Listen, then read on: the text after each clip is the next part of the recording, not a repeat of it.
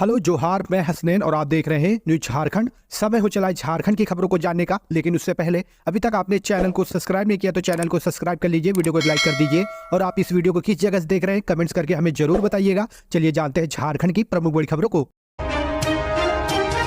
JPSC paper leak हुआ या नहीं, एसआईटी की रिपोर्ट ने सबको चौंकाया, कर दिया सब कुछ क्लियर।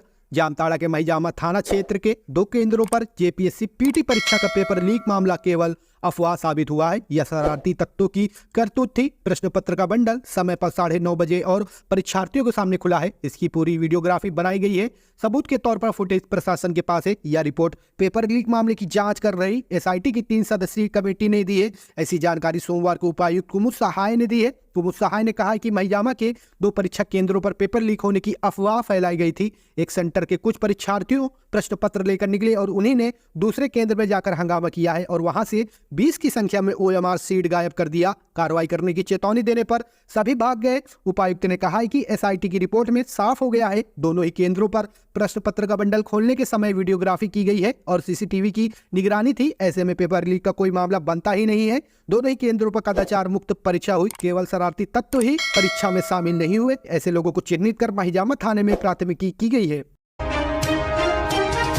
इन दिग्गजों को कटेगा पत्ता, हेमंत सोरेन जेल से ही ठोकेंगे ताल। इस सीट से लड़ सकते हैं चुनाव। झारखंड में इस बार लोकसभा चुनाव में काफी कुछ बदला हुआ है। इस बार के लोकसभा चुनाव में झारखंड के कई कद्दावर नेता चुनाव मैदान में नजर नहीं आएंगे। 5 दशकों में झारखंड की राजनीति में दमदार धमक रखने वाले 8 बार के सांसद व झामुमो के अध्यक्ष शिबू सोरेन के इस बार बढ़ती उम्र की वजह से चुनाव मैदान में उतरने पर संशय है। वहीं भाजपा के प्रदेश अध्यक्ष बाबूलाल मरांडी भी इस बार लोकसभा चुनाव नहीं लड़ रहे हैं। वर्ष 2009 से अब तक लगातार 3 बार लोहरदगा संसदीय सीट से लोकसभा चुनाव जीतने वाले सुदर्शन भगत इस बार टिकट नहीं मिलने से चुनाव नहीं लड़ेंगे। पार्टी ने उनकी जगह राज्यसभा सदस्य समीर उरांव को टिकट दिया है। कई अन्य दिग्गजों के भी चुनाव लड़ने पर संशय है। इस वर्ष 11 जनवरी को अपना 80वां जन्मदिन मनाने वाले सबसे धाकड़ नेता शिबू सोरेन के बारे में कहा जा रहा है कि वह इस बार चुनाव नहीं लड़ेंगे। शिबू सोरेन वर्तमान में राज्यसभा सदस्य भी हैं। उनकी जगह सोरेन परिवार के किसी सदस्य के चुनाव लड़ने की चर्चा है। कयास यह भी लगाया जा रहा है कि स्वयं हेमंत सोरेन भी जेल से ही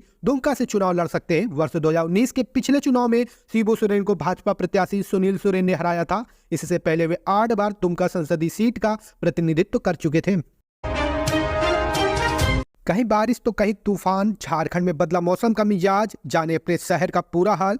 मार्च के महीने में ही गर्मी झेल रहे झारखंड के लोगों के लिए राहत भरी खबर है। दरअसल झारखंड का मौसम अगले कुछ दिन सुहाना होने वाला है। 2 दिन यानी 19 और 20 मार्च को एंटी साइक्लोनिक सिस्टम का और अधिक विस्तार हो जाएगा। इस कारण 19 से 20 मार्च तक एंटी साइक्लोनिक सिस्टम की वजह से राज्य के ज्यादातर हिस्सों में 30 से 40 किलोमीटर प्रति घंटे की रफ्तार से हवा के झोंके के साथ मेघ गर्जन, वज्रपात के साथ हल्के से मध्यम दर्जे की बारिश होगी। एक सप्ताह तक अधिकतम तापमान में बड़े बदलाव की संभावना नहीं है। पश्चिम मध्य बंगाल की खाड़ी में एंटी साइक्लोनिक फ्लो सर्कुलेशन के कारण राजधानी समेत पूरे राज्य में पर्यावरण में नमी का असर बढ़ा है। पूर्वानुमान के मुताबिक माह के अंत तक राजधानी का अधिकतम तापमान 30 के पार जा सकता है। इससे लोगों को गर्मी महसूस होगी, लेकिन फिलहाल 3 दिनों तक राज्यवासियों को गर्मी से थोड़ी राहत मिलेगी। मौसम विभाग की माने तो 20 मार्च के बाद यानी 21 मार्च से पारा फिर चढ़ेगा और गर्मी बढ़ेगी। मौसम केंद्र से मिली जानकारी के अनुसार पिछले 24 घंटे में सबसे अधिक तापमान गोंडा जिले में 36.4 डिग्री सेल्सियस रिकॉर्ड किया गया,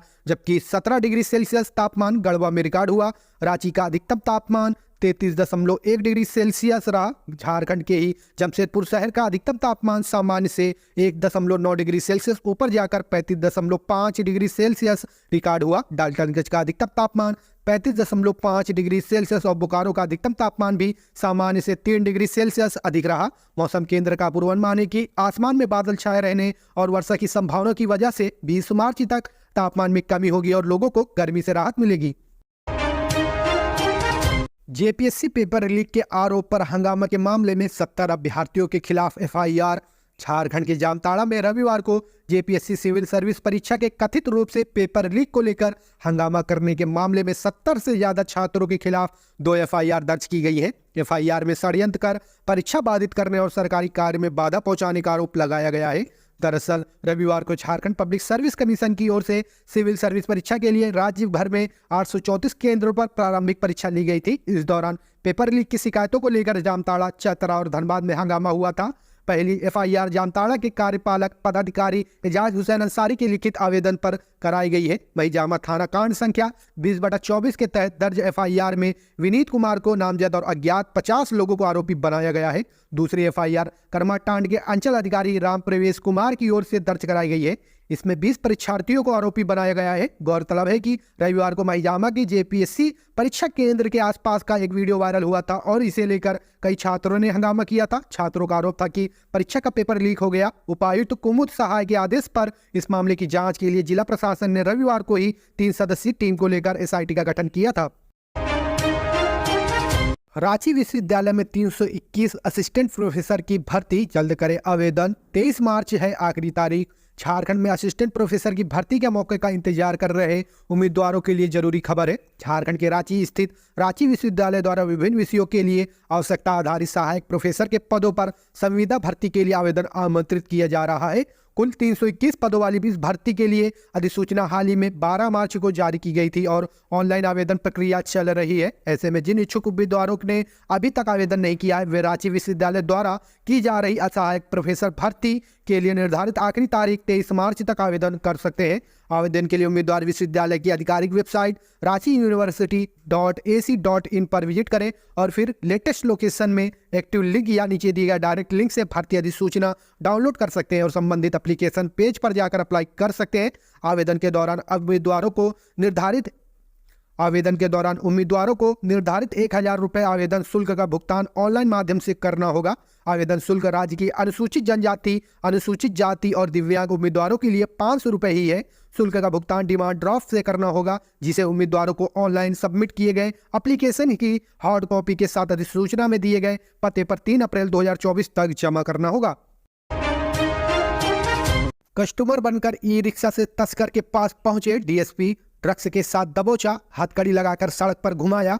झारखंड की राजधानी रांची में पुलिस ड्रग्स तस्करों के खिलाफ लगातार अभियान चला रही है।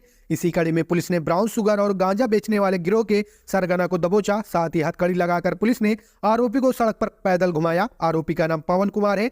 पुलिस ने ड्रग्स तस्करी के मामले में एक महिला को भी पकड़ा है। पुलिस को पता चला कि रांची के सुखदेव नगर के आनंदपुरी चौक के समीप बड़े पैमाने पर ब्राउन शुगर, गांजा सहित अन्य नशीले पदार्थों की तस्करी हो रही है। गुप्त सूचना के आधार पर रांची के कोतवाली डीएसपी प्रकाश सोय अपनी टीम के साथ सादे लिबास में कस्टमर बनकर ई रिक्शा से पहुंचे। छापेमारी के दौरान पुलिस की टीम ने तस्कर पवन कुमार को पकड़ा। उसके पास से 19 पुड़िया ब्राउन शुगर, लगभग 22,000 रुपए और गांजा बरामद किया गया। पवन कुमार की निशानदेही पर पुलिस ने आनंदपुरी के एक घर में छापेमारी की। यहां से पवन की भाभी कोमल देवी को भी पकड़ा।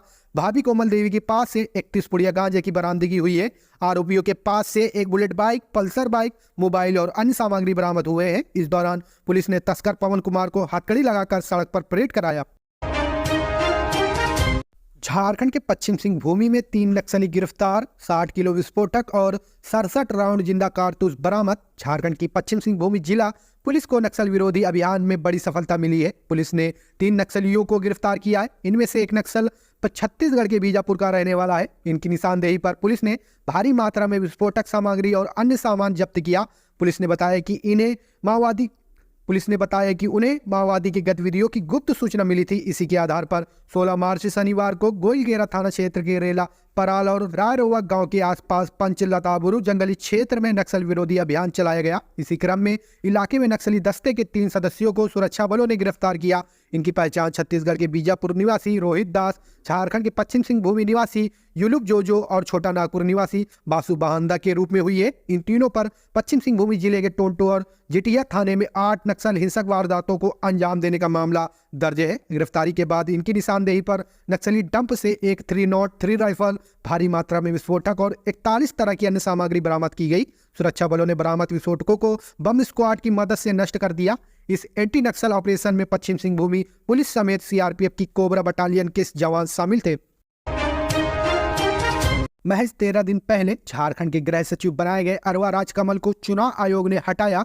झारखंड में मात्र 13 दिन पहले गृह सचिव बनाए गए अरवा राजकमल को चुनाव आयोग ने हटा दिया है। अरवा राजकमल 2008 बैच के आईएएस हैं। उन्हें 27 फरवरी को कल्याण विभाग से स्थानांतरित करते हुए झारखंड के मुख्यमंत्री का प्रभारी सचिव बनाया गया था। इसके बाद 5 मार्च को उन्हें गृह आपदा प्रबंधन एवं कारा विभाग के सचिव का भी अतिरिक्त कार्यभार सौंप दिया गया था। राज्य के कई सीनियर IAS अफसरों की वरीयता को अनदेखी कर राजकमल को गृह सचिव बनाने के सरकार के फैसले पर तभी से सवाल उठ रहे थे। विपक्ष ने भी राजकमल को गृह सचिव का प्रभार सौंपे जाने पर सवाल उठाए थे। झारखंड प्रदेश भाजपा अध्यक्ष बाबूलाल मरांडी ने इस फैसले पर सवाल उठाते हुए सोशल मीडिया प्लेटफॉर्म X पर लिखा था, झारखंड को अजायब घर बना दिया गया है। समझ में नहीं आ रहा है ये सरकार है, इस सर्कस। 2008 बैच के IAS अरवा राजकमल को गृह विभाग का प्रभार दिया गया है। झारखंड में DGP 1989 बैच के हैं। इतने जूनियर अफसर को जो सचिव कमिश्नर रैंक के भी नहीं है उसे गृह विभाग का सचिव बना देना हास्यास्पद है। इतने सीनियर IPS अपने से इतने जूनियर IAS को रिपोर्ट करेंगे। झारखंड के चांडिल में सड़क हादसा, कार सवार 4 लोगों की मौत, सभी मृतक आदित्यपुर के। झारखंड के सरायकेला खरसावां जिले में सोमवार को सड़क हादसा हो गया। इसमें 4 लोगों की मौत हो गई है। जानकारी के अनुसार सभी मृतक जमशेदपुर के बताए जा रहे हैं। हादसा NH 33 पर हुआ। सूचना मिलते ही पुलिस मौके पर पहुंची और क्रेन की मदद से शवों को कार से बाहर निकाला। हादसे की खबर सुनकर आसपास के लोग मौके पर जुट गए। स्थानीय लोगों की माने तो कार की रफ्तार काफी तेज थी। यही वजह है कि कार ने सड़क किनारे खड़े ट्रक को टक्कर मार दी। इससे कार अनियंत्रित होकर पलट गई और सभी 4 कार सवारों ने मौके पर ही दम तोड़ दिया। चांडिल थाना प्रभारी वरुण कुमार यादव ने बताया कि 4 का शव MGM अस्पताल भेजा गया है, जहां इन शवों का पोस्टमार्टम किया जाएगा। 4 मृतक आदित्यपुर के बताए जा रहे हैं। निष्पक्ष चुनाव को लेकर झारखंड समेत 5 राज्यों के आला पुलिस अफसरों की बैठक, रोड मैप तैयार। रांची लोकसभा चुनाव 2024 की 16 मार्च की घोषणा होने के बाद ही इसे सफलतापूर्वक संपन्न कराने की कवायद शुरू हो गई है। सुरक्षा के पुख्ता इंतजाम को लेकर भी एक्सरसाइज की जा रही है। रोड मैप तैयार किया गया है। सोमवार को झारखंड समेत 5 राज्यों के आला पुलिस अफसरों ने निष्पक्ष एवं शांतिपूर्ण लोकसभा चुनाव संपन्न कराने को लेकर बैठक की। झारखंड के DGP अजय कुमार सिंह ने कहा कि सीमावर्ती राज्यों उड़ीसा, छत्तीसगढ़, उत्तर प्रदेश व बिहार के अफसरों के साथ बैठक कर रोड मैप तैयार किया गया है ताकि निष्पक्ष चुनाव संपन्न कराया जा सके। फिर कहीं बाजी न मार ले भाजपा, INDIA में सीट की खींचतान, बिगाड़ सकती है सियासी समीकरण। पिछले चुनाव परिणामों से सीख लेते हुए INDIA इस आम चुनाव में दोस्ताना लड़ाई से तौबा करने के मूड में। राष्ट्रीय जनता दल और कुछ अन्य वामपंथी दल दोस्ताना लड़ाई का माहौल बनाए हुए हैं, जबकि कांग्रेस ऐसे किसी हाल में होना नहीं देना चाहती। पिछले चुनाव में इसका खामियाजा तत्कालीन संयुक्त प्रजातांत्रिक गठबंधन संप्रग को उठाना पड़ा था। कोडरमा, चतरा, पलामू आदि कई सीटों पर भाजपा के खिलाफ 2 या 2 से अधिक दलों ने उम्मीदवार दिए थे और विपक्ष ने बिखराव का फायदा उठाकर भाजपा ने इन तमाम सीटों पर बाजी मारी थी। आपको बता दें, वर्तमान हालत में इस बार फिर इसी तरह के समीकरण बन रहे हैं और INDIA के कई दल एक ही सीट पर दावेदारी करते दिख रहे हैं। राजद पलामू और चतरा पर फिर से दावा ठोक रहा है, जबकि इन सीटों पर कांग्रेस भी उम्मीदवार तलाश रही है। कोडरमा में कांग्रेस के अलावा भाकपा माले भी उम्मीदवार देने की तैयारियों में जुटा है। अन्य कई सीटों पर इसी तरह का माहौल है। झारखंड प्रदेश कांग्रेस के अध्यक्ष राजेश ठाकुर स्पष्ट तौर पर दोस्ताना लड़ाई के फार्मूलों का विरोध करते रहे हैं और दावा करते हैं कि जिस पार्टी को जितनी सीट मिलेगी उतने ही उम्मीदवार उतारे जाएंगे। इस बार कांग्रेस दोस्ताना लड़ाई का खामियाजा उठाने से बचना चाह रही है। झारखंड के इस दिग्गज नेता ने ज्वाइन किया RJD, पलामू से लड़ सकती है लोकसभा चुनाव। पलामू निवासी ममता भुइयां ने रविवार को पटना में राजद की राष्ट्रीय अध्यक्ष लालू प्रसाद यादव के सामने राष्ट्रीय जनता दल की सदस्यता ग्रहण की। झारखंड प्रदेश राष्ट्रीय जनता दल के प्रधान महासचिव संजय प्रसाद यादव ने इस प्रक्रिया को पूरा करवाया। बताया जा रहा है कि ममता भुइयां को पलामू संसदीय सीट से राजद का उम्मीदवार बनाया जा सकता है। सदस्यता ग्रहण कराने के बाद राष्ट्रीय अध्यक्ष लालू प्रसाद यादव ने निर्देश दिया कि पार्टी के लिए काम करे और राष्ट्रीय जनता दल को मजबूत करे। फिरका परस्त ताकतों को इस बार सत्ता से दूर करना है, इसलिए एक साथ सभी मिलकर महागठबंधन के लिए तन मन से काम करे, भाजपा मुक्त देश बनाना है। राष्ट्रीय अध्यक्ष लालू प्रसाद यादव ने प्रधान महासचिव संजय प्रसाद यादव को निर्देश दिया कि सत्ता से भाजपा को हटाना है, इसलिए सभी नेता कार्यकर्ता एकजुटता के साथ काम करें और पार्टी को धारदार व मजबूत करने में लग जाए। इस अवसर पर झारखंड प्रभारी और पूर्व केंद्रीय मंत्री जयप्रकाश नारायण यादव, राष्ट्रीय जनता दल के राष्ट्रीय महासचिव भोला प्रसाद यादव, गोडा के पूर्व विधायक और राजद के प्रधान महासचिव संजय प्रसाद यादव सहित अन्य नेता उपस्थित थे। रप्ता में आदर्श आचार संहिता का उल्लंघन, पंसस मीना, मुन्ना और अज्ञात पर FIR दर्ज। लोकसभा चुनाव को लेकर अधिसूचना जारी होने के बाद सभी तरह के निर्माण कार्य पर रोक लगा दी गई है। बावजूद रविवार को पलामू जिले के चैनपुर प्रखंड के रप्ता गांव में 15वीं वित्त आयोग से PCC सड़क निर्माण की आधारशिला रखी गई। मामले में आदर्श आचार संहिता उल्लंघन को लेकर चैनपुर के बीडीओ नीतीश कुमार भास्कर ने मामला दर्ज कराया है। रब्दा पंचायत समिति सदस्य मीना कुमारी एवं कंकारी के पंचायत समिति सदस्य मुन्ना कुमार सहित कई अज्ञात लोगों के विरुद्ध मामला दर्ज कराया गया है। थाना प्रभारी सोनू कुमार चौधरी ने सोमवार को बताया कि दिए गए आवेदन के आलोक में मामला दर्ज कर लिया गया है। आवेदन के अनुसार आदर्श आचार संहिता लागू होने के बाद रविवार सुबह में रब्दा पंचायत में पंचायत समिति सदस्य मीना कुमारी ने मनोज चौधरी के घर से रामजी चौधरी के घर तक पीसीसी पथ का शिलान्यास किया था। मौके पर कंकारी पंचायत के पंचायत समिति सदस्य मुन्ना कुमार सहित दर्जनों लोग उपस्थित